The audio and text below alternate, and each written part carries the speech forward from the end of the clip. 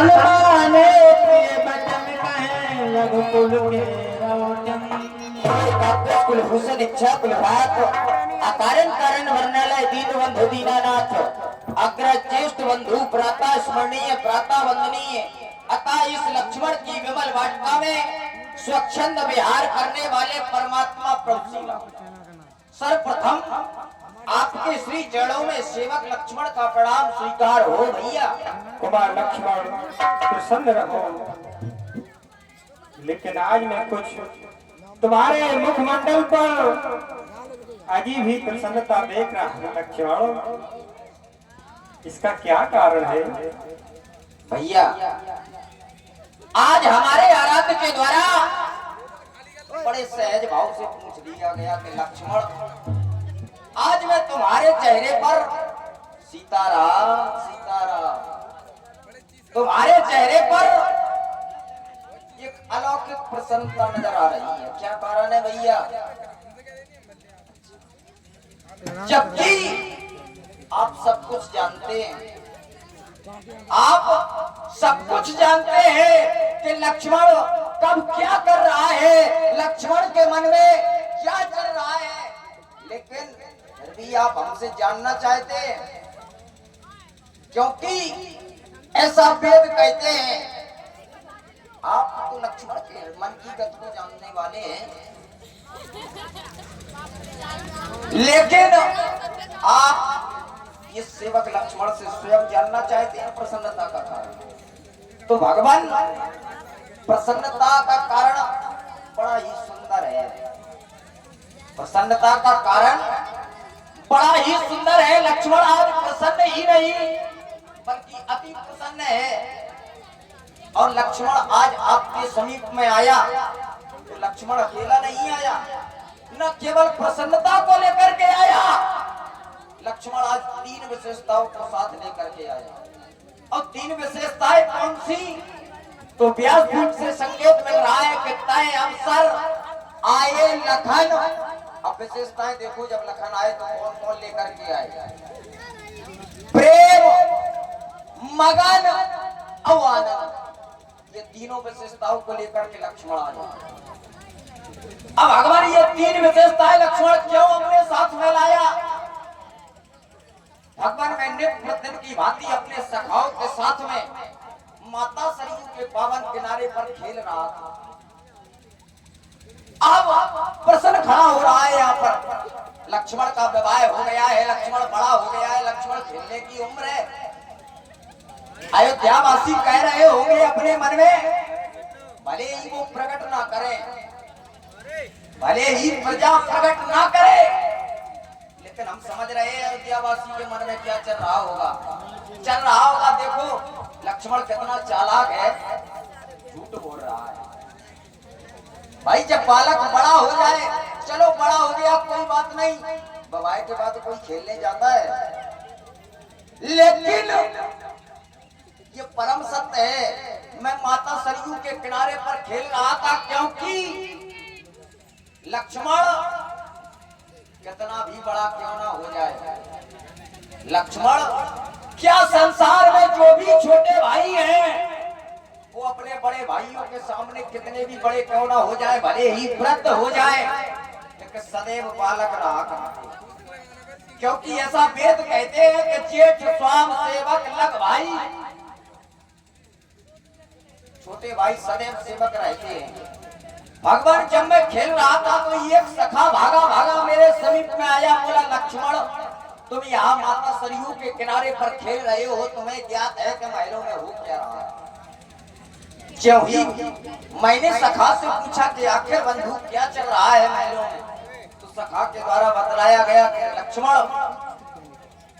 तुम्हें पता है अयोध्या के राजभवन में तुम्हारे बड़े भैया को राजा बनाया जा रहा है, और जब ही मैंने सुना कि हमारे आराध्य को अयोध्या का राजा बनाया जा रहा है, तो भला कौन सा छोटा भाई होगा जिसको ये शुभ समाचार प्राप्त हो जाए कि उसके बड़े भाई को राजा बनाया जाए।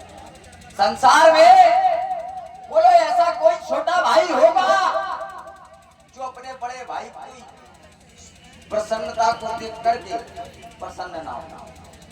कोई है संसार में ऐसा कोई भाई नहीं होगा। और जब ही मैंने सुना तो भगवान मेरे मन में विचार आ गया कि लक्ष्मण क्यों ना चलकर के परमात्मा के दर्शन किए जाएं। इस समय ये पावन समय है, भैया राजा बनने के लिए जा रहे हैं। लेकिन जब ही मैंने विचार किया कि भैया से मिलने के लिए चला जाए तो दूसरी ओर मन में विचार आ गया कि ये समय हमारे भैया अयोध्या के राजा बन रहे हैं और राजा से मिलने जब जाया करते हैं तो कुछ ना कुछ उपहार लेकर के जाया करते। जब भी राजा से मिलने जाया करते हैं तब कुछ ना कुछ भेंट लेकर के जाया करते हैं।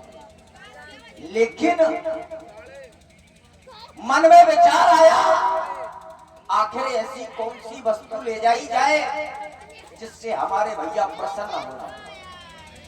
भाई भेंट भी लेकर के चला जाए तो भेंट ऐसी ले जाना चाहिए जो भेंट ले रहा है उससे भी तो प्रसन्नता हो।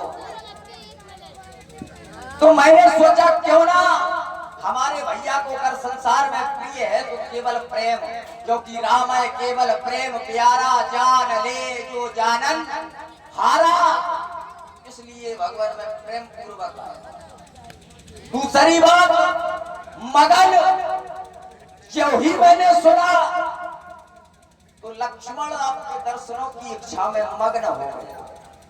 लक्ष्मण ये सोच रहा था न जाने कितना विलंब लग रहा है मेरे तक जाने में, कब परमात्मा के दर्शन प्राप्त होंगे। तो लक्ष्मण के मन में आपके दर्शनों की इच्छा, उस इच्छा में मग्न होकर के लक्ष्मण आपके समीप में आया।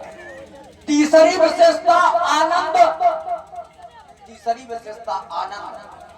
तो वो कितना आनंदमय समय होगा हमारी इस अयोध्या में, आनंद अवध राजधानी, हमारी इस अवध राजधानी में वो कितना आनंदमय समय होगा जब हमारे भैया इस अयोध्या के राजा बन जाए।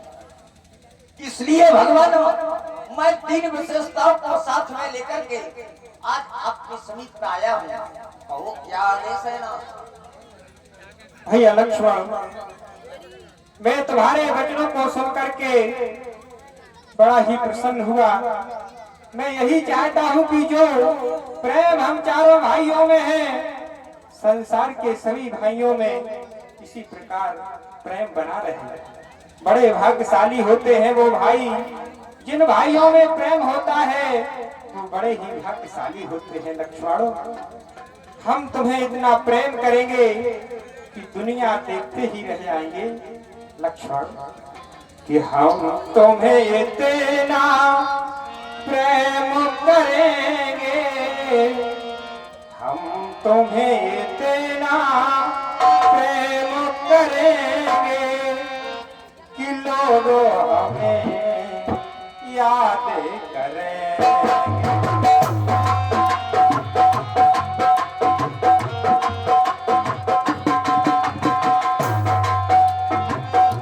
हम यही चाहते हैं कि जो प्रेम हम चारों भाइयों में है, इसी प्रकार का प्रेम सभी भाइयों में बना रहे कि हम तुम्हें इतना प्रेम करेंगे, हम तुम्हें इतना प्रेम करेंगे कि लोग हमें याद करेंगे।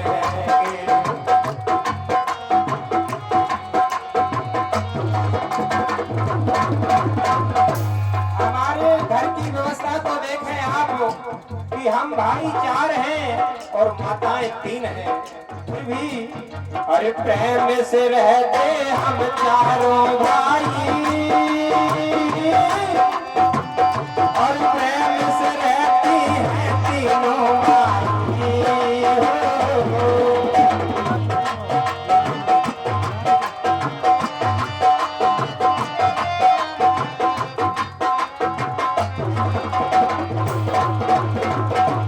प्रेम से रहते हम चारों भाई, प्रेम से रहती हैं तीनों माई।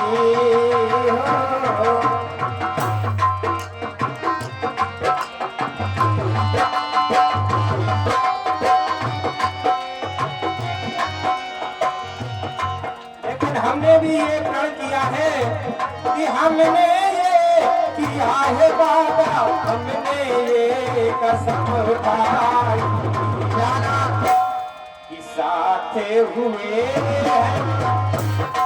जग में एक संग सब भाई कि साथ हुए हैं साथ रहेंगे साथ हुए हैं साथ रहेंगे दिलों प्यार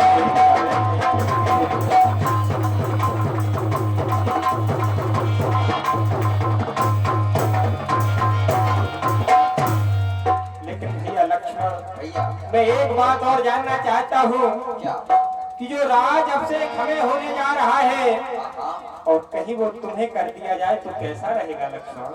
हमें हाँ और राजा भैया आपने बड़ा सुंदर सिद्धांत पढ़ा है हम तुम्हें इतना प्रेम करेंगे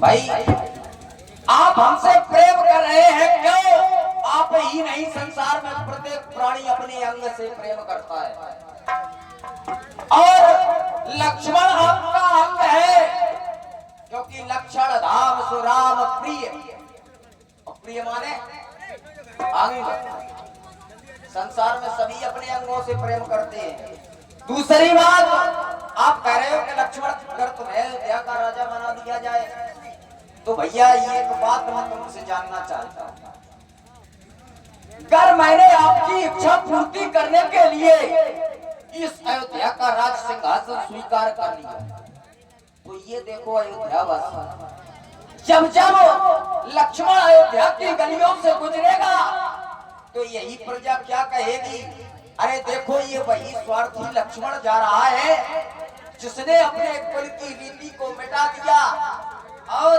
आज स्वयं अयोध्या का राजा बना क्योंकि हमारे कुल की रीति है जेठ स्वाम सेवक लग भाई और यह दिन कर कुल रीत सुहाई ये हमारे वंश की रीति है दूसरी बात एक संसार में सिद्धांत आया है जब भी ध्वजारोहण किया जाता है और जब ध्वजारोहण होता है तो सभी लोग क्या कहते हैं कि झंडा ऊंचा रहे हमारा सभी लोग कहते हैं कि झंडा ऊंचा रहे हमारा अब बोलो आज तक किसी ने ये कहा कि झंडा ऊंचा रहे हमारा आज तक किसी ने कहा और लक्ष्मण है क्या लक्ष्मण तो केवल एक डंडा है क्योंकि रघुपत कीरत विमल पताका और दंड समान भयं जस चाका आपकी कीर्ति की जो पताका है उस पताका में लगा हुआ डंडा ये लक्ष्मण इसलिए भगवान मैं चाहता हूँ कि डंडे को झंडा ना बनाए डंडा को डंडा ही रहने दे और जो झंडा है तो झंडा है ही ठीक है लक्ष्मण अब हमें ऐसा लग रहा है कि अब हमें मैया के समीप में चलना चाहिए क्योंकि बहुत विलंब हो गया नहीं तो मैया डांटेंगी कहेंगी कहाँ गए थे दोनों बस चलिए बाय।